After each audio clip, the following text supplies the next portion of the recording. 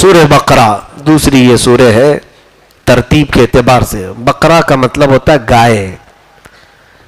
گائے گائے کے نام سے پوری سورہ آئی. اب پھر گائے کا ذکر کرنے میں لوگ ڈرتے ہیں. کیوں ڈریں گے ہم؟ قرآن کی پہلی دوسری سورہ گائے کے نام سے ہے.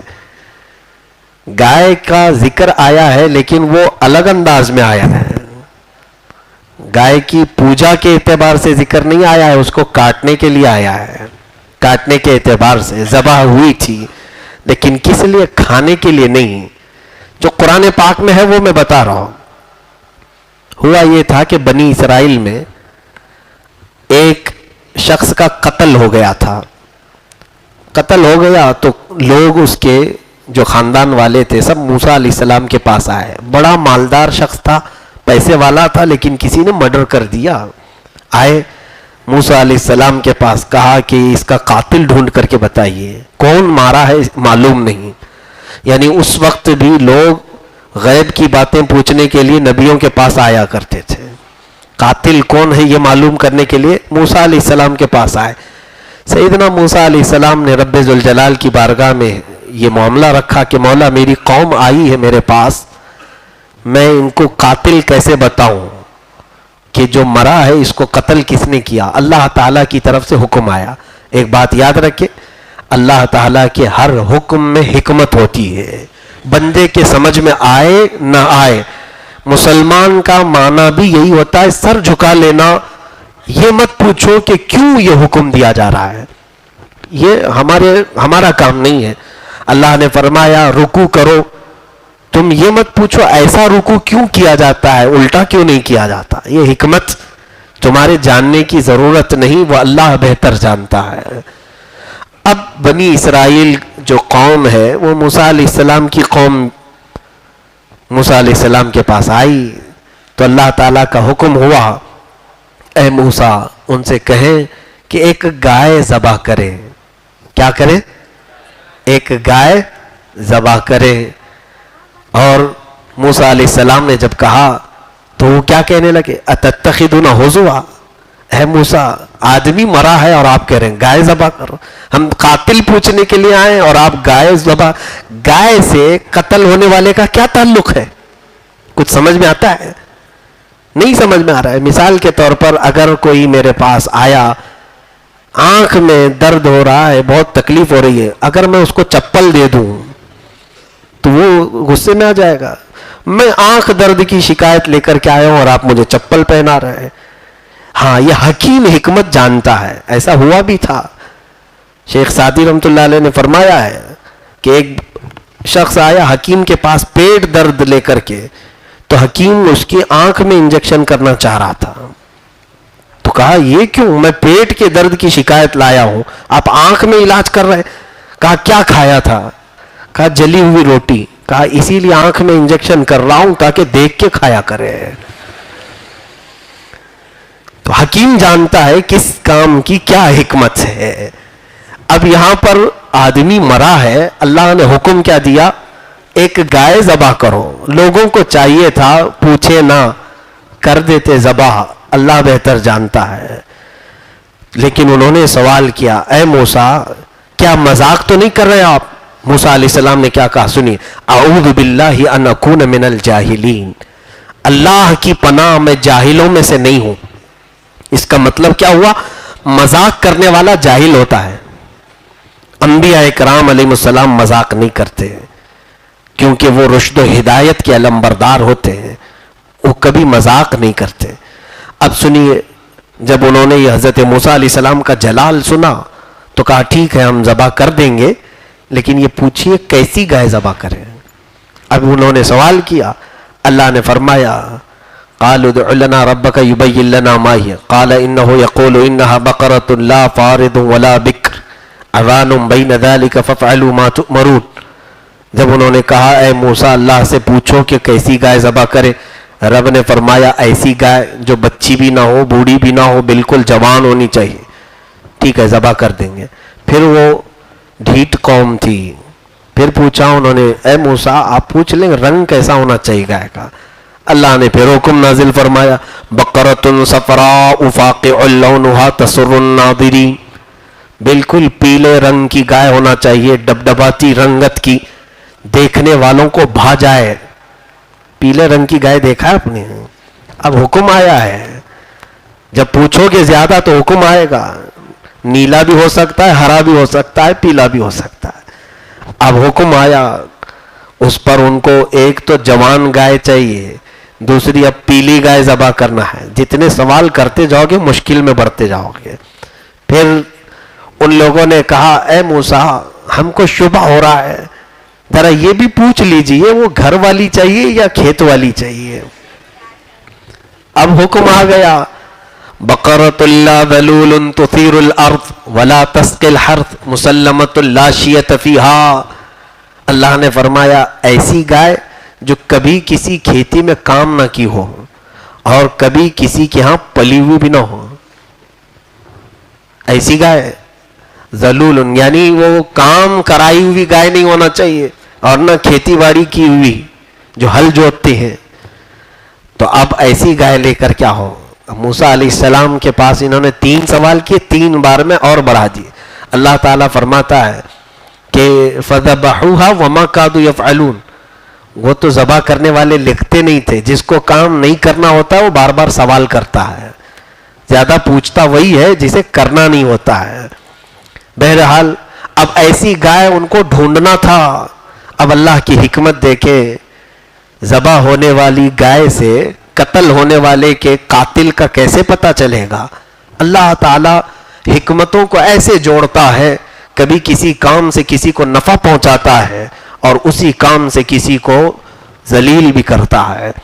یہ قوم ڈھونڈتی رہ گئی، کوئی گائے کہاں ملے گی ایسی؟ دنیا میں کوئی گائے ایسے ملے؟ ہاں، اتفاق ایسا تھا کہ بنی اسرائیل میں ایک نیک شخص تھا، بڑا پرہیزگار تھا، اور اس کے گھر میں ایک چھوٹی سی بچیا گائے کی، ایک چھوٹی سی بچیا تھی۔ اب اس کو وہ پال رہا تھا اور اچانک بیمار ہو گیا۔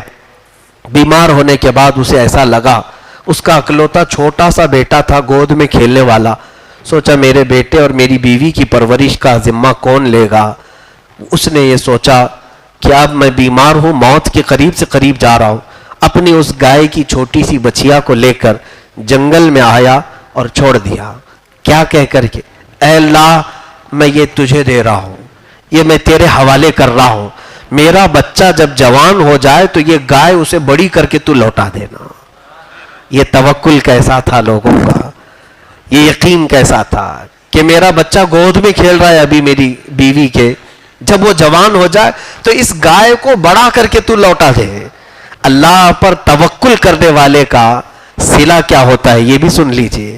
اللہ اکبر، رب ذوالجلال نے اس گائے کی بچیا کو ایسے پرورش کی، ایسے پرورش کی، وہ گائے جب بڑی ہوئی، پوری دنیا میں وہ تنہا گائے تھی جو کسی کی کھیتی میں کام نہیں کی تھی، کسی نے اسے پالا نہیں تھا، صرف اللہ نے پالا تھا، خود سے چر کے بڑی ہوئی تھی، اور پھر اس کا رنگ بھی بالکل پیلے کلر کا تھا، اور وہ نہ بہت بچی تھی نہ بوڑھی تھی، بالکل جوان۔ یہ دنیا میں ایک ہی گائے تھی، وہ شخص تو انتقال کر گیا جس نے اس گائے کو اللہ کے حوالے کیا تھا، انتقال کر گیا۔ اور پھر کئی سال کے بعد یہ اس کا بیٹا جب جوان ہوا تو اس کی ماں نے کہا بیٹا تیرے ابا نے ایک گائے کی بچیا کو جنگل میں چھوڑ دیا تھا، اللہ کے حوالے دے کر کے آئے، اور انہوں نے مجھے بتایا تھا کہ جب بیٹا جوان ہو جائے تو اسے جنگل میں فلاں جگہ بھیجنا اور اللہ سے وہ گائے واپس مانگ لینا، اسے مل جائے گی۔ کتنا یقین تھا ان لوگوں کو، اہل اللہ یہی ہوتے ہیں۔ جب بیٹا جوان ہوا تو ماں نے کہا بیٹا جا جنگل میں۔ یہ جوان لڑکا جنگل میں آیا، اپنے صالح باپ، نیک باپ کا یہ وارث تھا، اللہ کو یوں ندا دینے لگا، اے رب کریم میرے باپ نے تیری بارگاہ میں ایک چھوٹی سی بچیا چھوڑی تھی اور تیرے حوالے کر کے وہ دنیا سے چلا گیا تھا، اگر وہ گائے اب جوان ہو چکی ہے تو مجھے لوٹا دے۔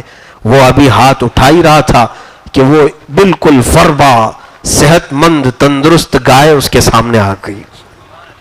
کتنے سالوں کے بعد رب ذوالجلال نے ہو بہو اسی طرح اس گائے کو لوٹایا، وہ قادر مطلق ہے. انہو علی رجعہ لقادر، اللہ فرماتا ہے بے شک وہ لوٹانے پر قادر ہے، قدرت رکھتا ہے. بندے کو یقین ہونا چاہیے. آج خیرات دے کر کے بھی لوگوں کو شک ہوتا ہے پہنچے گا کہ نہیں پہنچے گا، ملے گا کہ نہیں ملے گا. اللہ کے حضور دے کر کے دیکھو، اس طرح سے انویسٹ اس میں بھی کرو. رب ذوالجلال میں تجھ پر یقین کرتے ہوئے یہ چیز تیرے حوالے کر رہا ہوں، جب میرے گھر میں فاقہ آ جائے تو مجھے یہ لوٹا دے. دیکھنا پھر مولا لوٹائے گا کہ نہیں لوٹائے گا، یقیناً لوٹائے گا. قرآن کا حکم ہے، جھوٹ نہیں ہو سکتا. وہ گائے مل گئی، وہ نوجوان لڑکا گائے کو لے کر کے اپنی ماں کے پاس آیا. کہا بیٹا فاقے چل رہے ہیں گھر میں، جا بازار میں بیچ آ، لیکن بیچنے سے پہلے جب سودا طے ہو جائے تو مجھ کو ضرور بتانا. بیٹا بھی فرما بردار تھا. باپ جب نیک ہوتا ہے تو اولاد کو کیسا صلہ ملتا ہے، اولاد پر بھی اس کی تاثیر آتی ہے. بازار میں ماں سے پوچھ کر کے گیا کہ کتنی قیمت لگاؤں. ماں نے کہا 6 درہم میں بیچ دینا. 6 درہم میں شاید ان کا مہینہ بھر گزارا ہو سکتا تھا. 6 درہم اس نے قیمت لگائی. بازار 2 حسین نوجوان آئے، انہوں نے کہا گائے بڑی اچھی ہے، کتنے میں بیچو گے؟ اس نوجوان نے کہا 6 درہم میں. بھاؤ تاؤ ہوتا ہے نا، تو سامنے والوں نے کہا ہم 12 میں خریدیں گے، دو گے؟ گاہک کم میں پوچھتا ہے کہ زیادہ میں؟ کم میں پوچھتا ہے. لیکن اس نوجوان بچے سے ڈبل میں پوچھ رہے ہیں خریدار. کوئی ایسا ہوتا جو لالچ بھری ہو، جلدی سے اسے پکڑا کر کے 6 اپنے رکھ لیتا، 6 ماں کو دے دیتا. لیکن اس بچے نے کہا نہیں، میں پہلے اپنی ماں سے پوچھ کے آؤں گا. ماں نے 6 درہم میں بیچنے کے لیے کہا تھا، اب تم 12 درہم لگا رہے ہو، میں پہلے بار پوچھ کر کے آؤں گا. آیا اور کہا ماں میں تو 6 میں بیچنے کے لیے نکالا ہوں گائے کو، لیکن خریدار 12 میں پوچھ رہے. ماں نے کہا چلو ٹھیک ہے، اب 12 میں اس کی قیمت لگا دو. گیا بازار میں، 12 کی قیمت جب لگایا اس کی، تو پھر 2 نوجوان اس کے پاس آئے. کہا گائے بڑی اچھی ہے، کیا ہمیں یہ 24 میں دے دو گے؟ ڈبل کر دیا انہوں نے. اس بچے نے کہا نہیں، میں پہلے اپنی ماں سے پوچھ کر کے آؤں گا اور اس کے بعد پھر بیچوں گا. ماں کے پاس پھر آیا اور کہا عجیب حال ہے ماں، میں 12 میں بیچنا چاہتا ہوں لیکن خریدار 24 میں پوچھ رہا ہے. ماں نے کہا بیٹا وہ عام خریدار نہیں ہے، شاید اللہ کی طرف سے بھیجا ہوا کوئی فرشتہ ہے. اس بار آئے تو اسے پکڑ لینا اور پوچھ لینا اس گائے کی میں کیا قیمت لگاؤں، آپ ہی بتا دیں. ہو یہ اہل اللہ تھے، اللہ والے لوگ، وہ جانتے تھے. اس بار جب یہ نوجوان بازار میں آیا تو پھر وہ خریدار آئے، نوجوان انسانی شکل میں. تو اس نوجوان بچے نے ان کو پکڑ لیا اور کہا میری ماں نے بتایا ہے کہ اب آپ ہی اس کی قیمت بتا دیں. انہوں نے کہا اے بندے ہم اللہ کی طرف سے آئے ہوئے ہیں، اس گائے کی قیمت 6 درہم 12 درہم نہیں، تو ابھی انتظار کر. ایک قوم آئے گی اس گائے کو ڈھونڈتے ڈھونڈتے، ان کی سخت ضرورت ہے اس گائے کی، ان کی سخت ضرورت ہے اس گائے کی، تو قیمت کیا لگاؤں؟ انہوں نے کہا قیمت میں تم کہنا اس گائے کی کھال چھیل کر کے اس کی کھال میں جتنا سونا اور چاندی بھر جائے وہ اس کی قیمت ہے. تو اس نوجوان نے کہا اتنی قیمت دیں گے؟ وہ کہاں دیں گے، ضرور دیں گے. وہ غائب ہو گئے. یہ نوجوان بازار میں تھا، وہ بنی اسرائیل جنہوں نے پوچھ کر کے ایسی گائے بنا لی تھی، پیلی چاہیے اور کھیتی باڑی کی ہوئی چاہیے کہ نہیں چاہیے. اب جب آئے پوری دنیا کی چھان مار کر ایک گائے انہیں نظر آئی. کہا بالکل وہی گائے ہے جس کا ذکر موسیٰ علیہ السلام نے فرمایا اور ان کے رب نے حکم دیا ہے. جلدی سے آ کر کے انہوں نے پوچھا کہ بچے گائے کتنی کی ہے؟ تو سنبھل کر کے اس نے ریٹ بتایا کہ گائے تم سب کو خریدنا ضروری ہے. کہا ہاں، ہم یہاں سے اس وقت تک نہیں جائیں گے جب تک تو بیچے گا نہیں. کہا میرے گائے کی قیمت یہ ہے کہ اس کی کھال بھر کر سونا اور چاندی آ جائے. ظاہر سی بات ہے دنیا میں ایک ہی گائے تھی، اس کی قیمت بھی تو ہونی چاہیے. تو وہ منہ بسور کر کے رہ گئے. کہا ارے بھائی اتنا بھی تو زیادہ نہ کرو. ظاہر سی بات ہے اب اللہ کا حکم تھا، ایک طرف ایک صالح گھر کو اللہ نفع پہنچا رہا ہے اور ایک ضدی قوم کو ذلیل بھی کر رہا ہے اسی ایک چیز کے ذریعے سے. تو اب وہ لوگ بڑے منت سماجت کے بعد پھر تیار ہو ہی گئے. وہ لڑکا دینے کو تیار نہیں تھا. آخر وہ سب پورا مال جمع کیے.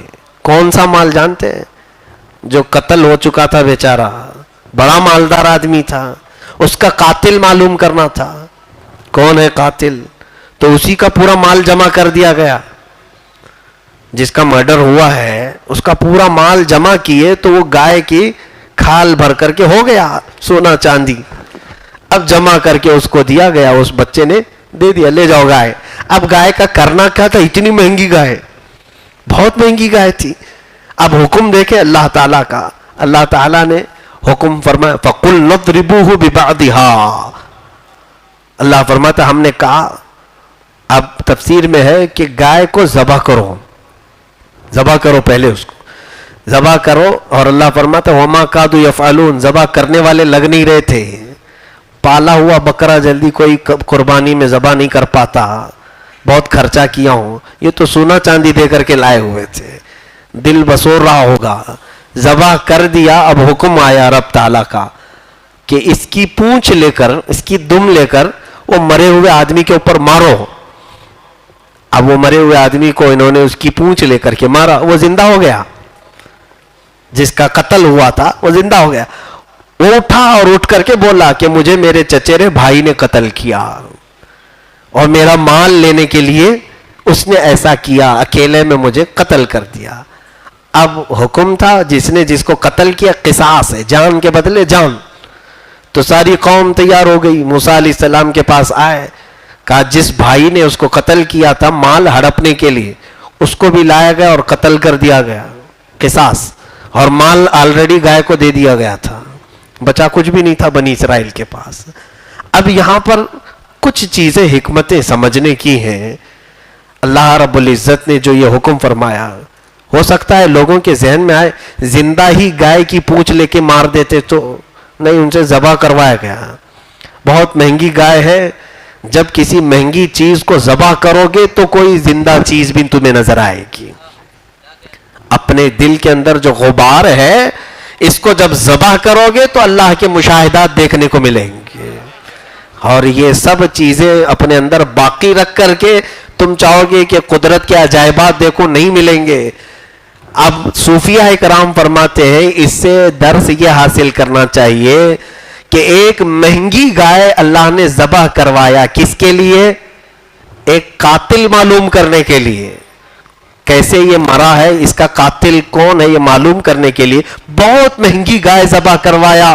صوفیہ اکرام فرماتے ہیں اے بندے, اگر تو بھی یہ دیکھنا چاہے کون تجھے آج ذلیل کیا ہے, کون تجھے آج گمراہ کر رہا ہے, کون ہے وہ جو تجھے گناہوں پر لے جا رہا ہے, کون ہے جو تیرے دل کو مردہ کیا ہوا ہے, اس کو جاننا ہے, تو پھر تم اپنے لیے جو بہت کچھ مہنگے گناہ جمع کر کے رکھے ہو ان کو ذبح کرو, تمہارا قاتل خود معلوم پڑ جائے گا. تمہیں کون گمراہ کر رہا ہے وہ ابلیس لعین سامنے نظر آئے گا. لیکن پہلے اپنی خواہشات کو قتل کرنا ہوگا. تو یہ جو گائے کا ذکر آیا ہے جس کے ذبح کرنے کے بعد قاتل کا پتہ چلا, اس لیے اس سورے کا نام کیا ہوا ہے؟ سورہ بقرہ, گائے والی سورہ ہے. بہرحال گائے کے احکام پھر کبھی عرض کیے جائیں گے. اس سورے میں بہت ساری اور باتیں, جیسے آدم علیہ السلام کی پیدائش کا ذکر ہے کہ کیسے آپ کو پیدا کیا گیا, پھر بنی اسرائیل پر اللہ نے کیا کیا نعمتیں اتاری ان کا ذکر ہے, پھر ہاروت ماروت 2 فرشتوں کا ذکر ہے جن کو اللہ نے آزمائش کے لیے اتارا تھا, انہیں جادو سکھا کر کے دنیا میں بھیجا گیا تھا. تو یہودیوں کے بیچ میں وہ آتے تھے, یہودی سب سے زیادہ ان سے جادو سیکھتے تھے, جادو سیکھنے کی کوشش کرتے. وہ فرشتے کہتے بھی تھے انما نحن فتنة فلا تکفر, ہم تو برائے آزمائش اتارے گئے ہیں, تم کفر مت کرو. لیکن وہ یہودی کون سا جادو سیکھتے تھے؟ فَيَتَعَلَّمُونَ مِنْهُمَا مَا يُفَرِّقُونَ بِهِ بَيْنَ الْمَرْءِ وَزَوْجِهِ, ان سے وہ شوہر اور بیوی کے درمیان نفرت ڈالنے والی جادو سیکھتے تھے. کون سیکھتے تھے؟ یہودی. بنی اسرائیل روزانہ ان سے جادو سیکھتے تھے اور پھر لوگوں پر وہ امپلیمنٹ کر کے دیکھتے تھے, ٹرائل کر کے دیکھتے تھے, لوگوں کو الگ کرتے تھے, جوڑے نفرت میں تبدیل کر دیتے تھے. وَيَتَعَلَّمُونَ مَا يَضُرُّهُمْ وَلَا يَنفَعُهُمْ. اللہ فرماتا ہے ان فرشتوں سے یہ لوگ وہی سیکھتے تھے جو ان کو ضرر دے, تکلیف پہنچانے والی چیزیں, نفع والی چیز کوئی نہیں سیکھتے تھے. اب ضرر دینے والی, جادو ہے ہی تکلیف دینے کے لیے. جادو حلال نہیں ہے, حرام ہے. اسلام میں جادو کے لیے یہ کہا گیا, بعض صوفیاء کرام نے فرمایا جس نے جادو کیا سیکھا وہ زندیق ہے, اسے توبہ کی بھی توفیق نہیں دی جائے گی. اندیشہ ہے کہ کفر پر اس کی موت ہو جائے گی, اندیشہ ہے کہ وہ کافر مرے گا, جادو کے قریب بھی نہ جائے. مسلمانوں کا اس سے کیا تعلق؟ لوگ اپنی بھڑاس نکالنے کے لیے بعض جادوگروں کے پاس جاتے ہیں, جوتیشوں کے پاس جاتے ہیں, باباؤں کے پاس جاتے ہیں. ان کے متعلق کہا ہے, بزرگوں نے فرمایا جو جادو کرتا تھا یا کراتا تھا مر جانے کے بعد اس کی قبر کھود کر کے دیکھیں, اس کی قبر میں خنزیر نکلے گا, اس کی شکل خنزیر کی بنا دی جائے گی اور اس کا چہرہ قبلے سے پھیر دیا جائے گا, قبلے کی طرف سے اس کا چہرہ ہٹا دیا جائے گا. جادو سیکھنے کا کام تو یہودی کرتے تھے, مسلمانوں میں اس کا کوئی تصور ہی نہیں ہونی چاہیے. حضور پاک صلی اللہ علیہ وسلم پر بھی جادو کو آزمایا لوگوں نے, وہ بھی یہودی ہی تھے, یہودیوں نے اس طرح کے جادو کیے. تو یہ ہاروت ماروت کا ذکر آیا ہے قرآن پاک میں, جو 2 فرشتے اترے تھے ان کا بڑا لمبا قصہ بیان کیا جاتا ہے, لیکن میں مختصر سی بات اتنی عرض کر رہا ہوں, باقی قصے کی صحت کے بارے میں ہمیں معلومات نہیں ہے. تو یہ جادو سکھاتے تھے, لیکن یہ کہہ کر کے سکھاتے تھے کہ ہم آزمائش کے لیے آئے ہیں تمہاری, تم میں سے کون ہم سے اچھی چیزیں لیتا ہے اور کون خراب چیزیں لیتا ہے. تو اس طرح سے یہودیوں نے جادو کو اتنا پھیلایا تھا کہ پھر سیدنا سلیمان علیہ السلام جب تشریف لائے تو ان کے سارے جادو کی کتابیں جمع کیا, سارے جادو جو یہ کرتے تھے, بڑا فتنہ مچا کر کے رکھا تھا انہوں نے پوری دنیا بھر میں, سب جمع کر کے انہوں نے اپنی کرسی کے نیچے دفن کر دیا. حضرت سلیمان علیہ السلام سب کرسی کے نیچے دبا دیا اور اس پر آپ بیٹھتے تھے. کس کی مجال, کس کی ہمت کہ سلیمان علیہ السلام کی کرسی کو ہلا کر کے دکھائے. کوئی قریب نہیں آتا تھا, حتیٰ کہ آپ کی وفات کے بعد بھی اس کرسی کے نیچے کیا ہے وہ کھود کر کے دیکھ نہیں سکے. اب میں آپ کو جوڑتا ہوں اس بات سے جو کرنٹ پوزیشن ہے آج یہودیوں کی. ہیکل سلیمانی, سلیمان علیہ السلام نے جو بنایا تھا, جس کو آج 3rd ٹیمپل کے نام سے یہ بنانے جا رہے ہیں, مسجد اقصی جہاں پر ہے بیت المقدس, ان کا کہنا یہی ہے کہ یہاں پر ہیکل سلیمانی تھا جس کے اندر سلیمان علیہ السلام نے جادو کی ساری کتابیں دفن کی تھی. جانتے ہیں اس وقت اسرائیل کئی فٹ نیچے وہ لوگ کھدائی کر رہے ہیں, مسجد اقصی کے آس پاس سب کھدائی کر چکے ہیں اور انڈر گراؤنڈ کھود رہے ہیں, اور دنیا کو کیا بتا رہے ہیں, ہم پرانے آثار ڈھونڈ رہے ہیں, پرانے آثار ہم دیکھ رہے ہیں کہ پہلے کی قومیں یہاں پر آباد تھیں تو ان کی کچھ چیزیں مل جائیں. جھوٹ ہے, میں آپ کو بتاؤں, یہ جادو کی وہ کتابیں ڈھونڈ رہے ہیں جو سلیمان علیہ السلام نے لے کر اپنی کرسی کے نیچے دفن کیا تھا. پھر بھی بچا کر کے جو جادو ان کے ہاتھوں لگا, اس کی بھی اتنی موٹی کتاب ہے آج یہودیوں کے پاس جس کا نام کبالہ ہے. سرچ کر کے دیکھنا آپ, یہ مقدس کتاب یہودیوں کے ہاں. ہم جیسے قرآن عظیم کو مقدس مانتے ہیں, یہ اپنے اعتبار سے کئی چیزوں کو مقدس مانتے ہیں. تلمود ہے, اولڈ ٹیسٹمنٹ ہے, نیو ٹیسٹمنٹ ہے, تورات, انجیل, زبور, یہ تمام چیزوں کے ساتھ ساتھ ایک کتاب ہے کبالہ جس میں صرف اور صرف جادو ہی لکھا گیا ہے. جادو کی تمام تعلیمات, پوری دنیا بھر میں یہ جادو پر ایکسپیریمنٹ کرتے رہتے ہیں, یعنی تجربات کرتے رہتے ہیں یہودی. تو جادو ان کے ہاں مقدس ہے. حتیٰ کہ آپ نے سنا ہوگا ہیپناٹزم, سامنے والے کو مسحور کر دینا, آنکھوں میں آنکھیں ڈال کر کے اس کو سن کر دینا اور پھر جو ڈائریکشن دے اس پر وہ چلتا پھرتا ہے. ہیپناٹزم, یہ بھی سب جادو کے عملیات میں سے ہے. یہ ساری چیزیں یہودیوں نے آج پوری دنیا میں, اس سے قبل بھی میں نے بتایا تھا کہ 1-2 نہیں, ہمارے بزرگوں نے, بعض بزرگوں نے یہاں تک بھی فرمایا ہے کینسر کوئی بیماری نہیں, یہ بھی ان کا چھوڑا ہوا جادو ہے. جادو کے طریقے سے ان لوگوں نے کئی بیماریاں بھی ڈالی ہیں لوگوں کے اندر. ہمارا تو عقیدہ ہے بیماری اللہ کی طرف سے آتی ہے، لیکن فساد مچانے کا کام یہ کرتے ہیں. کئی بیماریوں کو بھی انہوں نے نئے انداز سے لوگوں کے درمیان چھوڑا ہے جادو کے ذریعے سے. کارٹون نیٹ ورک میں پورا کا پورا جادو ان لوگوں نے چھوڑ رکھا ہے. جو بچے جادو کا یہ کارٹون دیکھتے ہیں ان کا ذہن ایسے مسحور کر دیا جاتا ہے کہ وہ اسی میں مگن ہو کر رہ جاتے ہیں. کارٹون کے جب فلمیں یہ بچے دیکھتے ہیں تو اس سے ہٹ نہیں پاتے. کیا وجہ ہے؟ اس میں بھی جادو کر کے رکھا گیا ہے. ہر جو ایک شکل آتی ہے اس میں کچھ ڈاٹس ہوتے ہیں جس کو دیکھتے ہی بچہ اس کی طرف مائل ہو جاتا ہے. کئی چیزیں انہوں نے دنیا میں پھیلا کر کے رکھا ہے. اسی لیے اللہ رب العزت نے 2 سورتیں اتاری ہیں، قل اعوذ برب الفلق، قل اعوذ برب الناس. یہ دونوں سورے انہی شیطانوں سے بچنے کے لیے ہے. جادو، سحر، نظر بد، حسد، ان تمام چیزوں سے بچنے کے لیے. تو آج کی اس تفسیر میں یہ تنبیہ کرتا جاؤں گا، ہر دن ہر گھر میں بچہ ہو، جوان ہو، بوڑھا ہو، عورتیں ہوں، مائیں ہوں، بہنیں ہوں، سارے لوگ فجر میں سورہ فلق قل اعوذ برب الفلق اور سورہ ناس قل اعوذ برب الناس 3 مرتبہ پڑھ کر اپنے دونوں ہتھیلیوں پر دم کرے اور اپنے چہرے پر اور اپنے بدن پر جہاں تک ہاتھ جائے مل لے. انشاءاللہ العزیز وہ دن پورا مولا ان کے جادو سے تمہاری حفاظت فرمائے گا. اللہ رب کریم سورہ بقرہ میں موجود سارے مضامین کو ہمیں سمجھنے کی توفیق عطا فرمائے، اس پر ہمیں عمل کی بھی توفیق عطا فرمائے.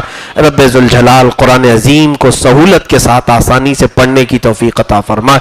وآخر دعوانا ان الحمد للہ رب العالمین.